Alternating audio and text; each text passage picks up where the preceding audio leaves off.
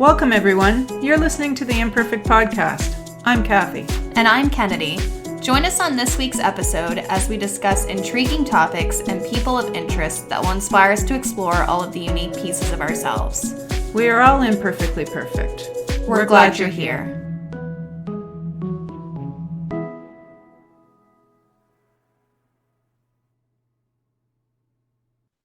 Hi, and welcome back to our next episode of the ImPerfect Podcast.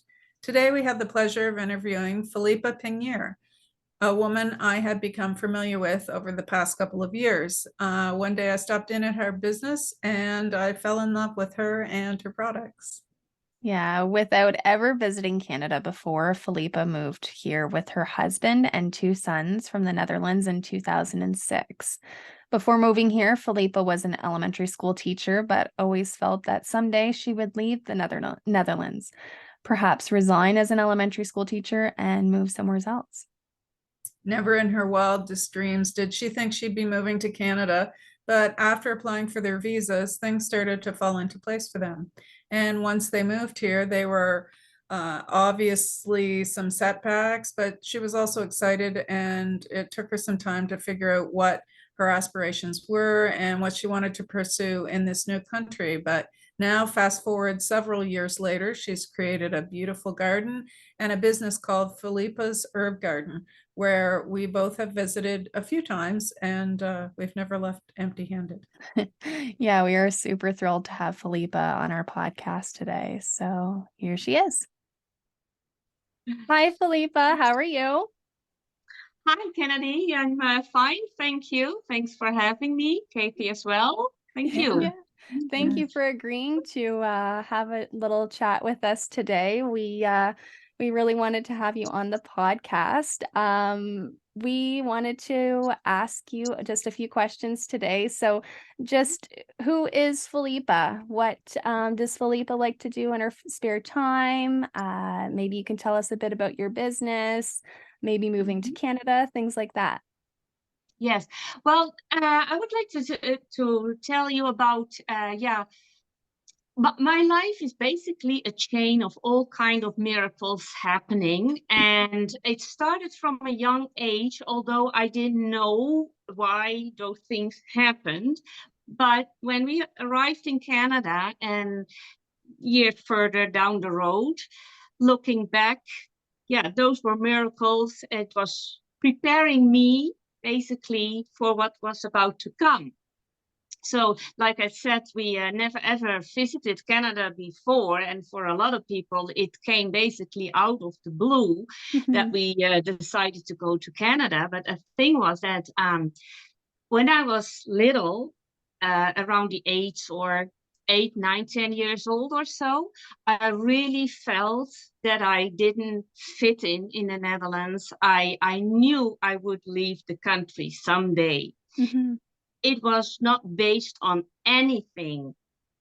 And later on in life, when I have become an elementary school teacher, I also felt like someday I will resign that job too. It's not what I will pursue in life.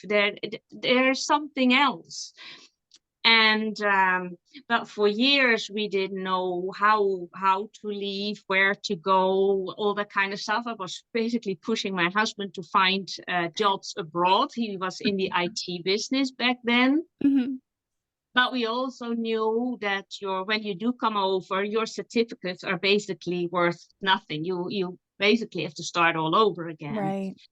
So then at some point he said, I'm going to be a truck driver. And truck driver, but why? But it was probably meant to be, because that opened doors for us. Because I was looking on the internet for a steady job, and he saw that Canada and Australia needed truck drivers.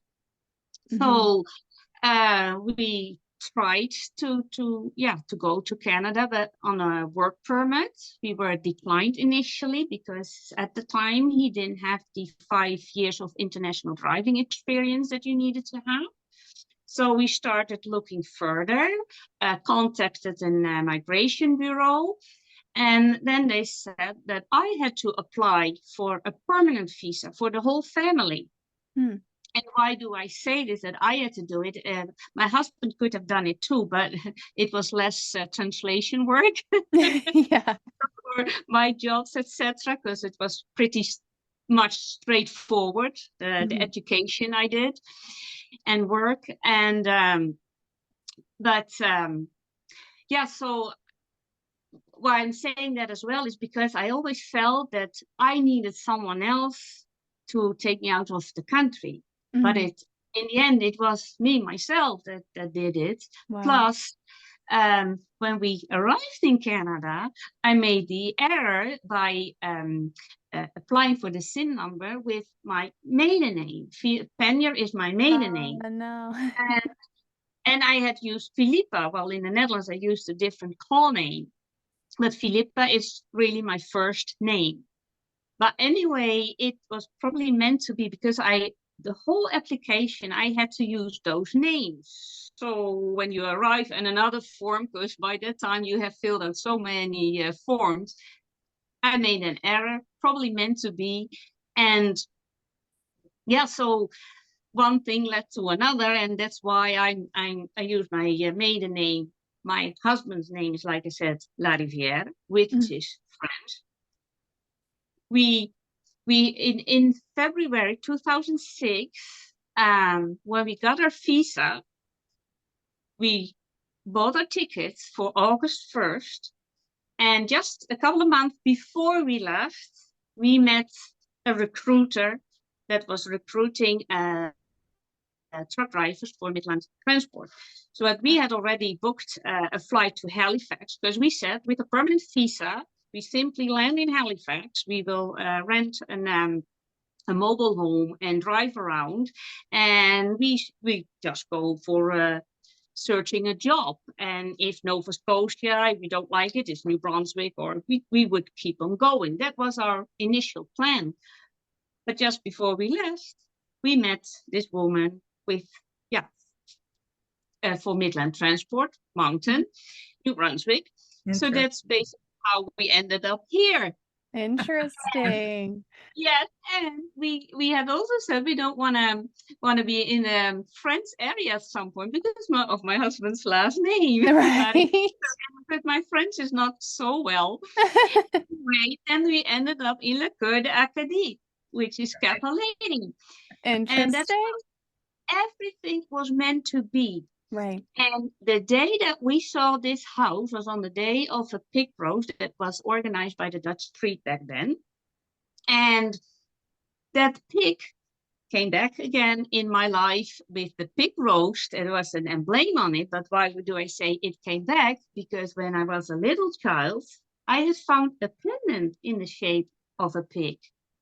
And now we had bought that smoker because with the following years we were going to host the pig roast. Right. And the emblem on the smoker was exactly the same as that pendant that I had found. I never wear it, but I always kept it for some reason. So and this is funny as well.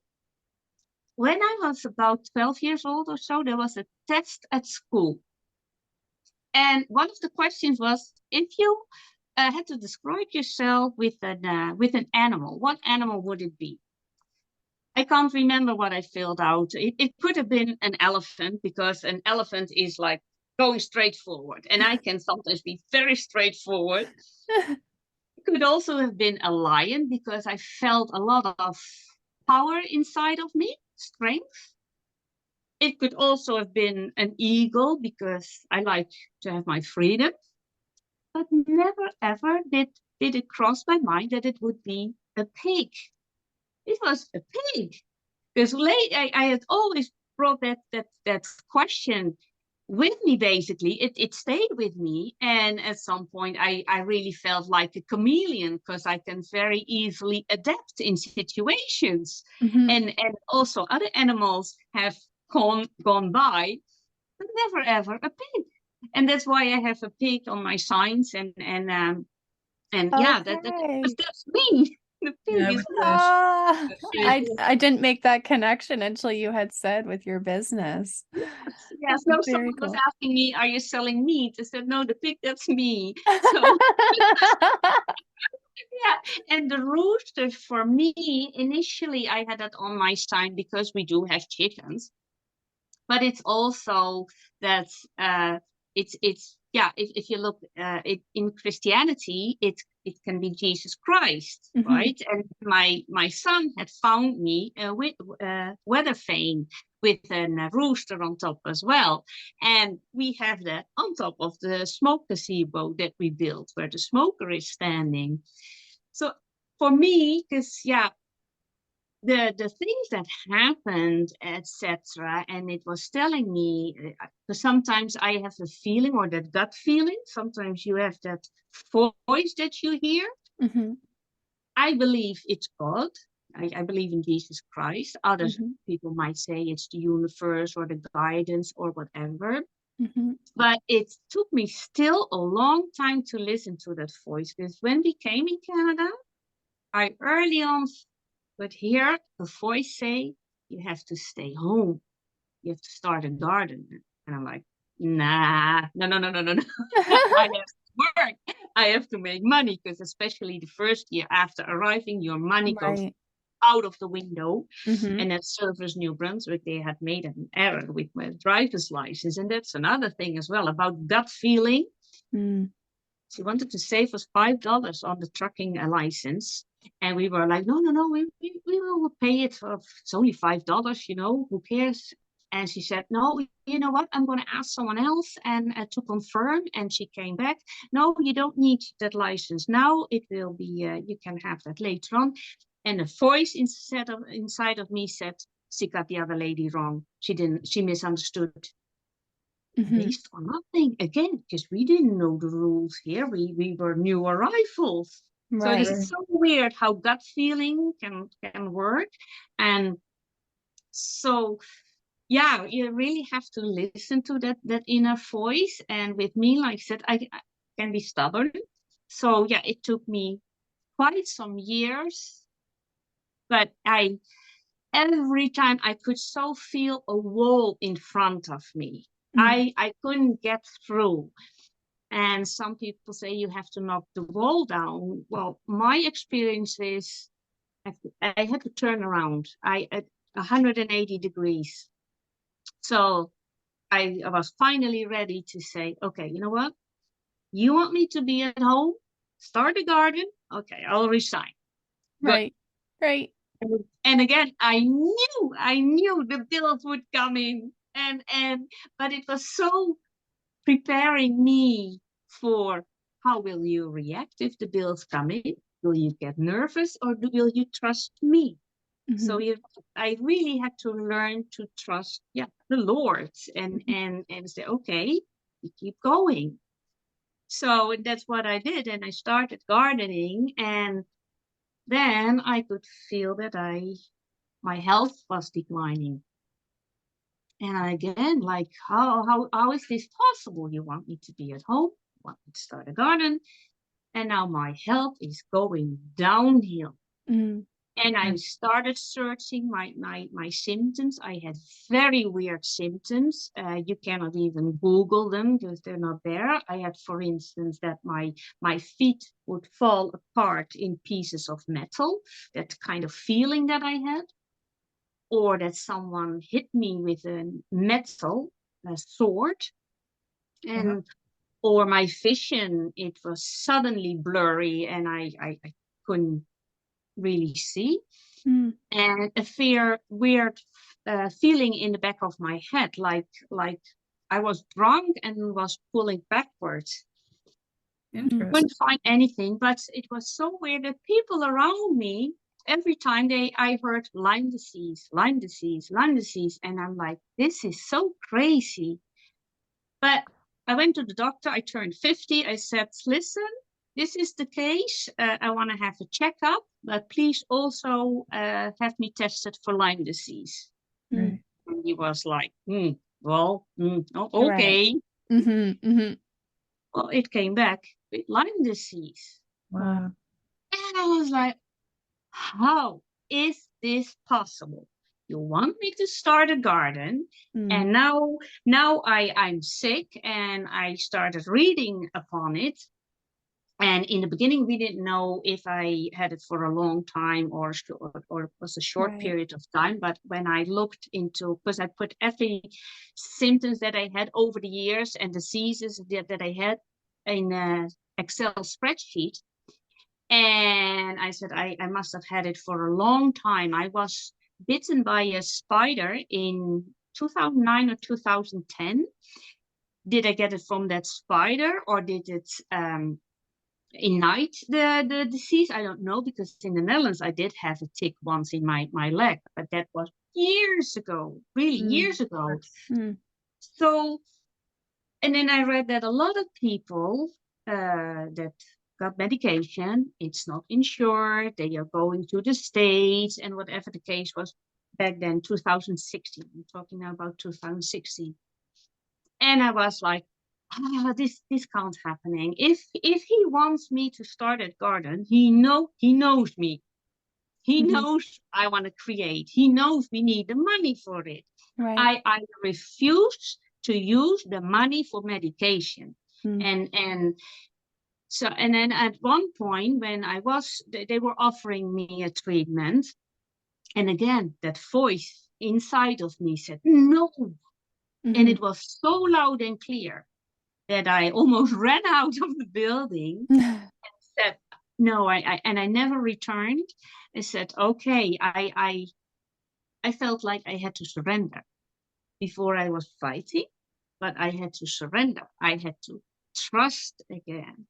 And this is also so weird because I'm not quite sure when it happened, but my iron was declining. In 2018, that it was that I really felt life sucking out of me. And I thought, if my iron keeps declining, now I'm not quite sure what those things were, but it's so complex as well. But I saw it in my spreadsheet as well that within 3 to 6 months I will not have oxygen anymore. Wow. So, and that's when I had to say, okay, I had to surrender, because that voice said no treatment. So I had to trust. And I had stinging nettle coming up in my garden. Stinging nettle provides iron. And this is weird. So it is medication basically is around us. So that's the herb garden. What I'm try to find what do I need to eat, really go by what is nature giving me. And still also through the years I was trying to find, do I need to make a certain product and need to sell that? But on the other hand, I'm not a person that likes to make one product over and over and over again. I like variety. And so I was still searching for what I wanted to do in life. But one thing was clear to me: whatever happens, I have to continue by creating that garden. Right. Because that's my health, basically. And in order to keep myself healthy, I can help others. Right. So, and then I believe it was during the COVID 2020 that I decided to start with the workshops with flower arrangements. Wow. And I think that is really something that is so neat, because you do not make one thing over and over again.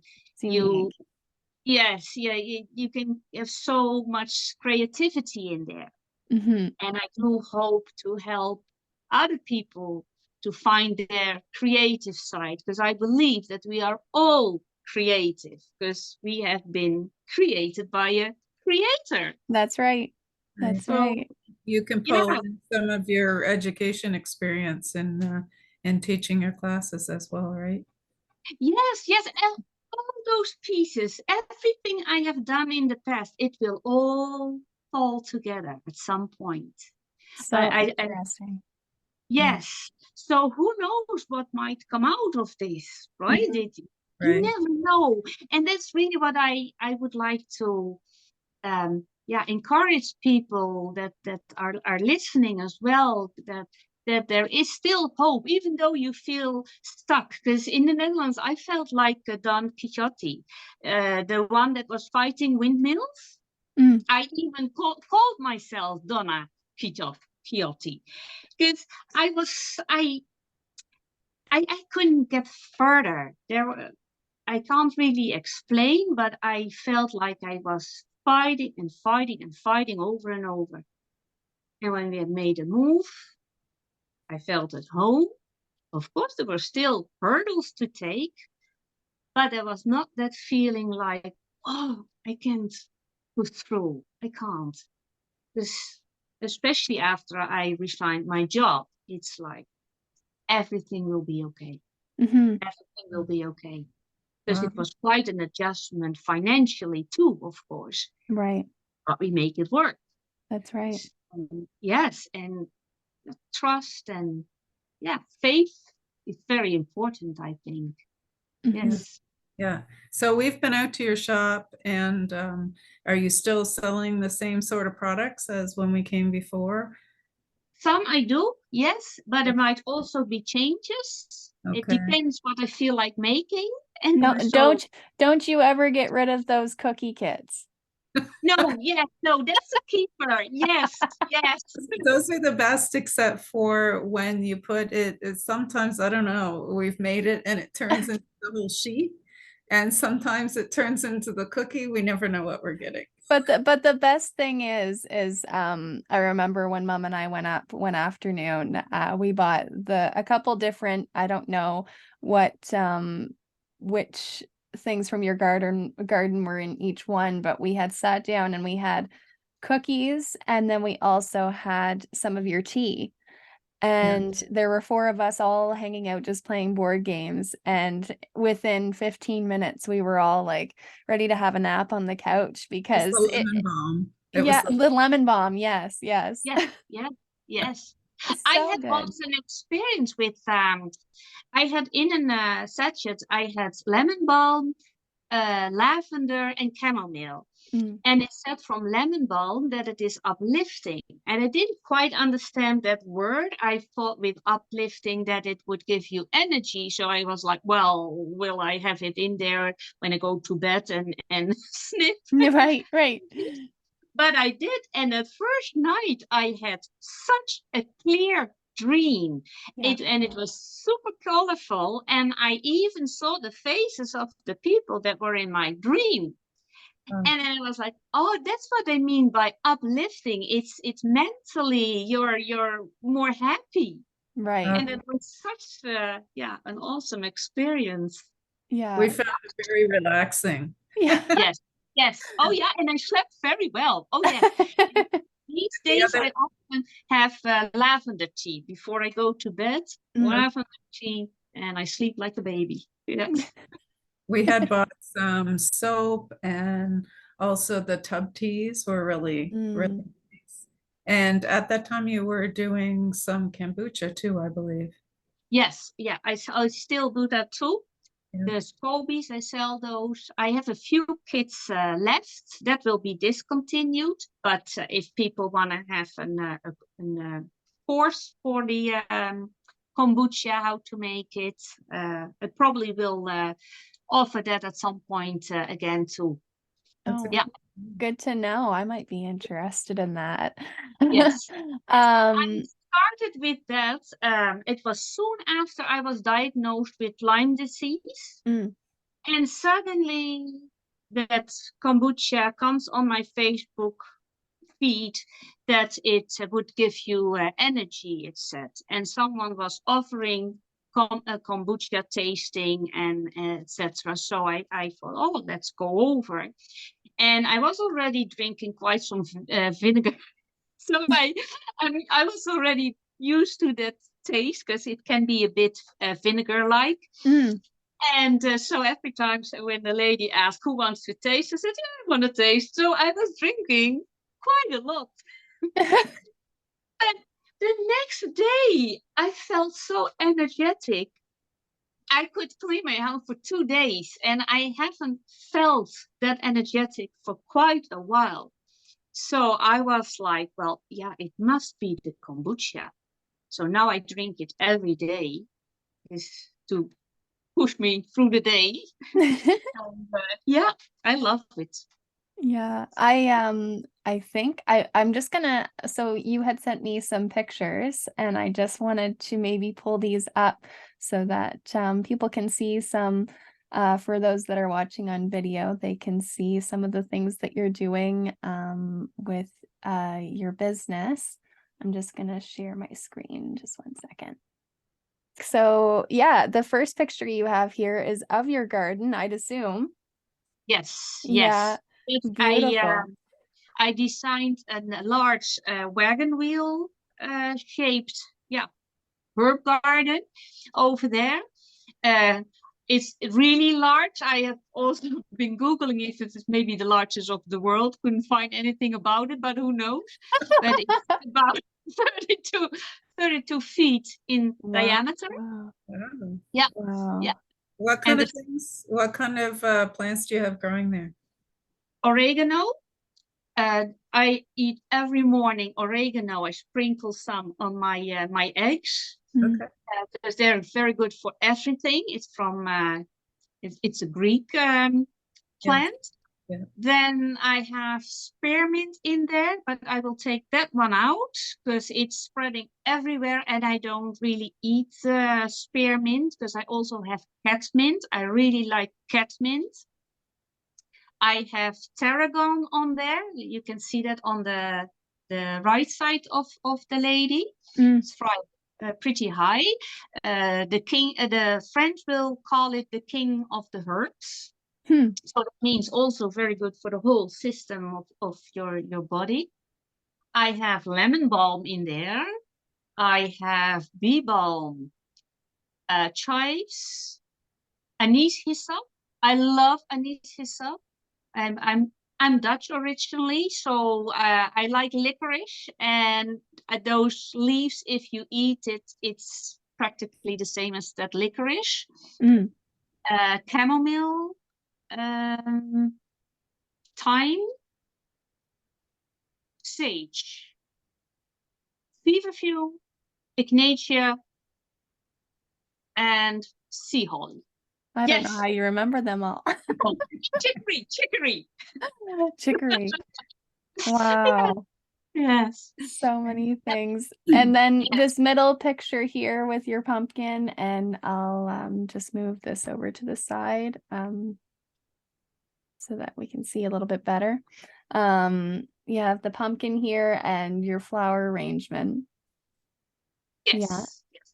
So those are the things that we can do in a workshop. Wow. If I have those pumpkins grown, because that's always a bit tricky, of course. I don't know if there will be, if they will succeed or not. Mhm. But these are flowers that are also growing in the garden and that we can use.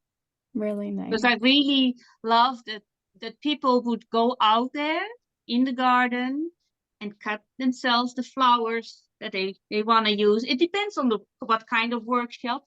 Sometimes I have to pre-cut, but Mhm.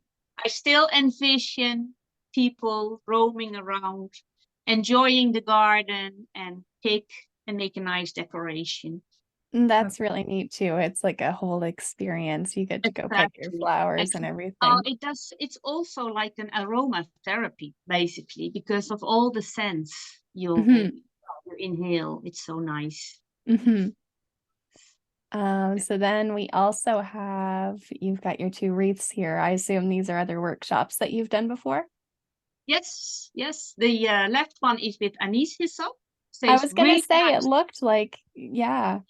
Yeah, it's and the other one is made with from our grapes. Okay. We have Okay. grapes growing. Yeah. The storm Fiona took the pergola down, so we have to rebuild that this spring. Okay.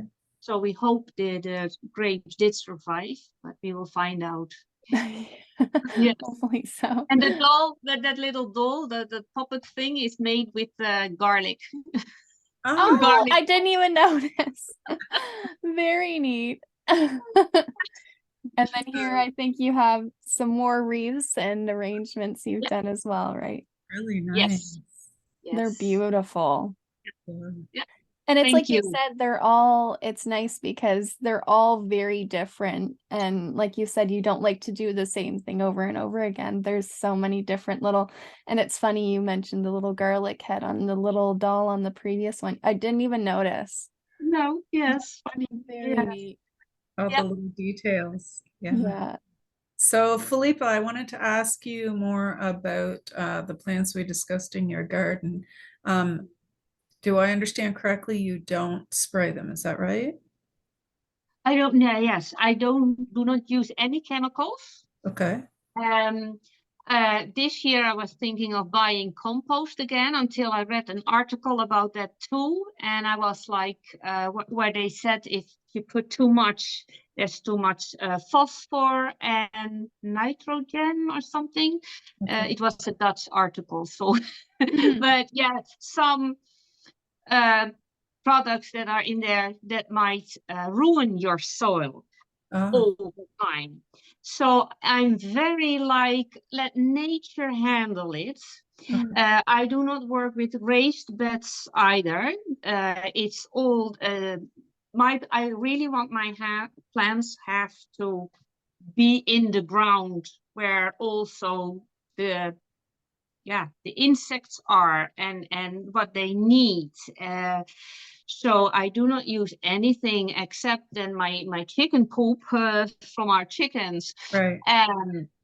And also coffee grinds, tea leaves, those kind of things. So basically all natural. What nature gives me and I cannot use it anymore, I will give it back.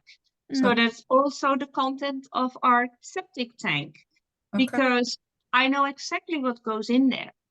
So very all natural and basically nothing else. With me, it is the plant is growing or not. So I will not amend the soil. Right. I will try to find another spot for the plant to grow.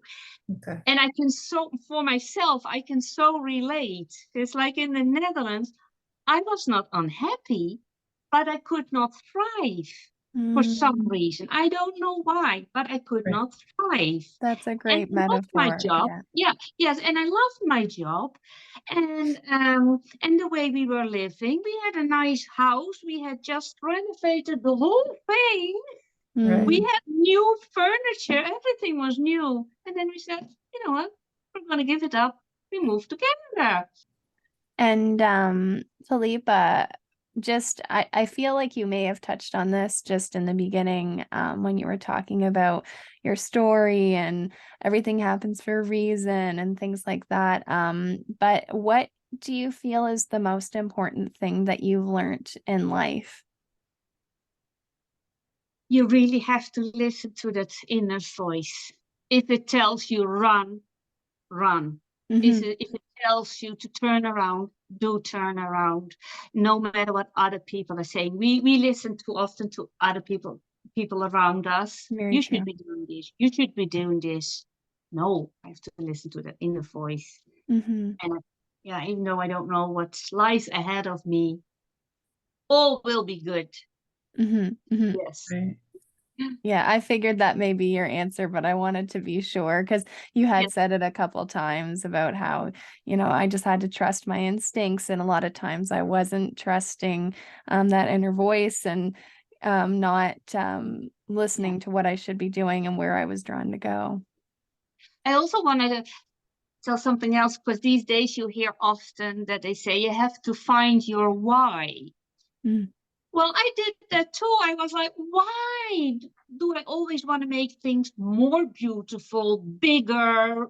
Is it to impress others or what? What is this? Right. Yeah. No, it's just in me. It's who I am. Right. I do not care what other things about it. It's for me. I do it for my own joy, basically. Right. And so to say you have to find your why, I will say, no, just do what feels right. Do Good. what you love doing, Very and the true. rest will follow. And then at the end of my day, later in life, I will look back at my life and say, oh, that's why I had to leave the country. That's why I had to start the garden. That's why. Right. Right. No, All, very true.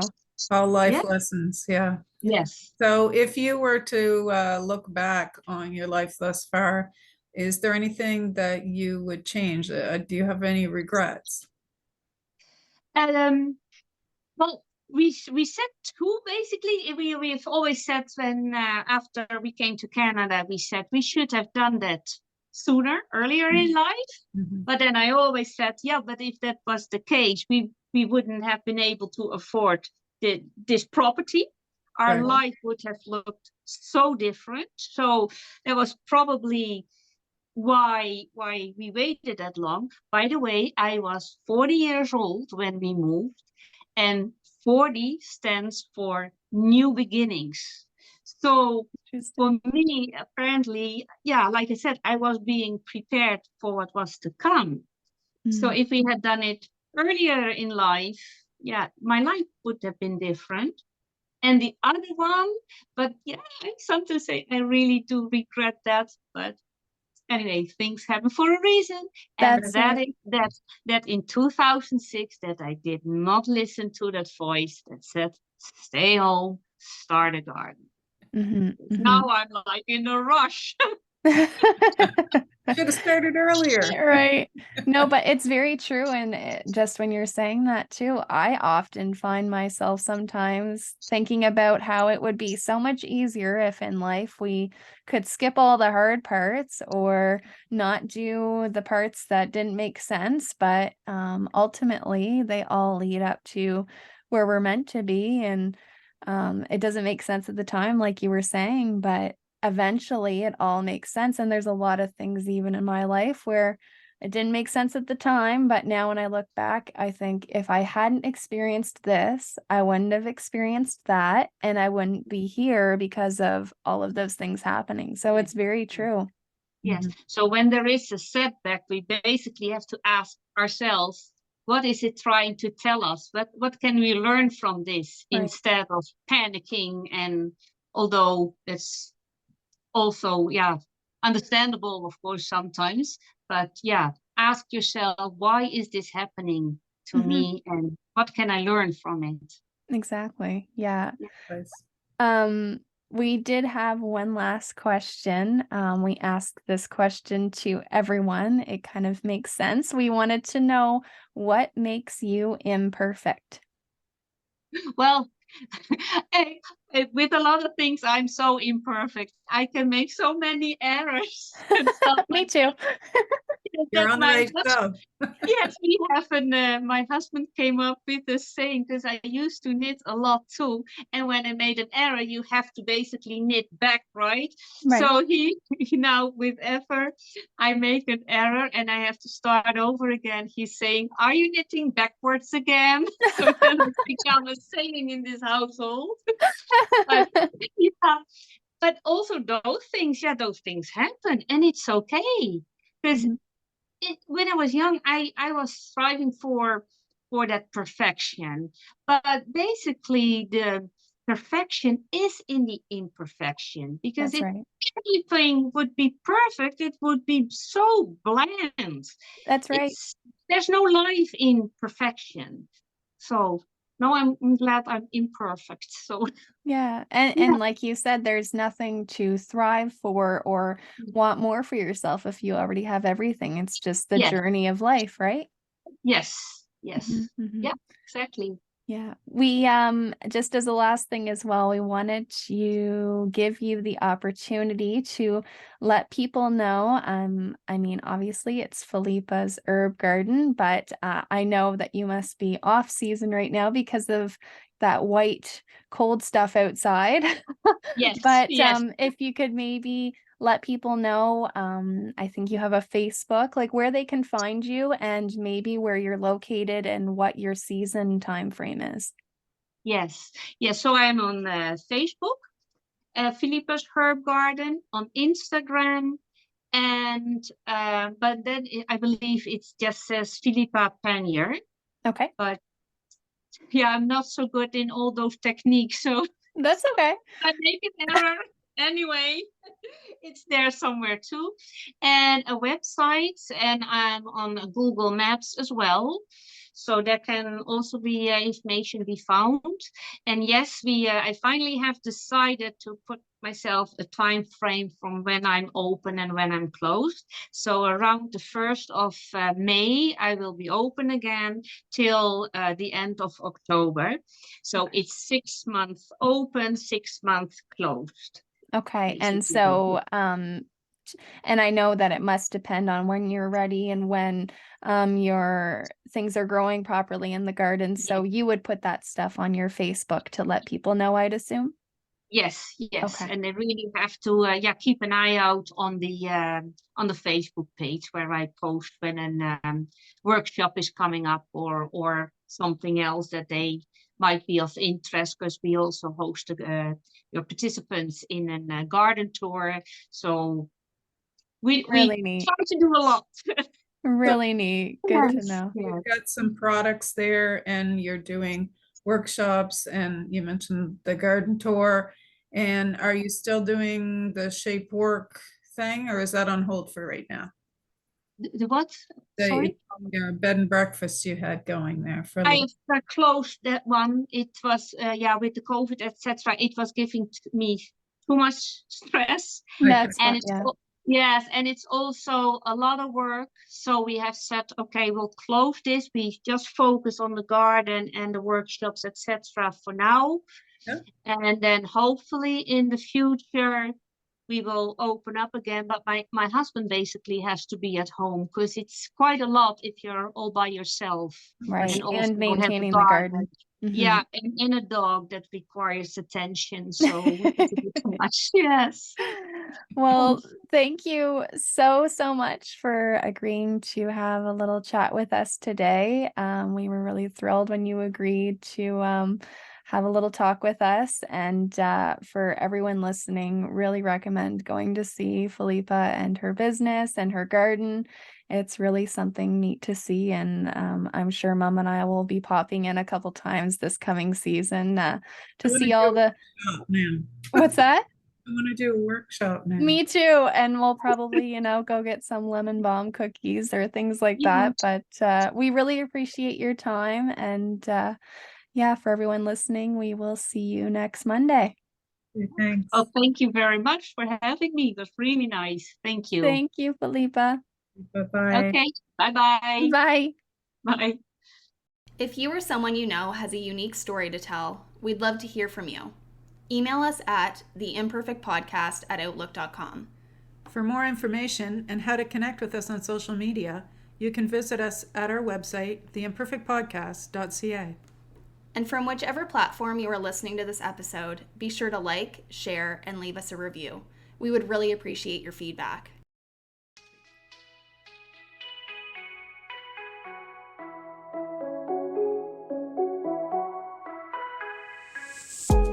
Thank you so much for listening to today's episode. We look forward to hearing your feedback and seeing you all find that extra joy and embrace your own imperfect. See you next week.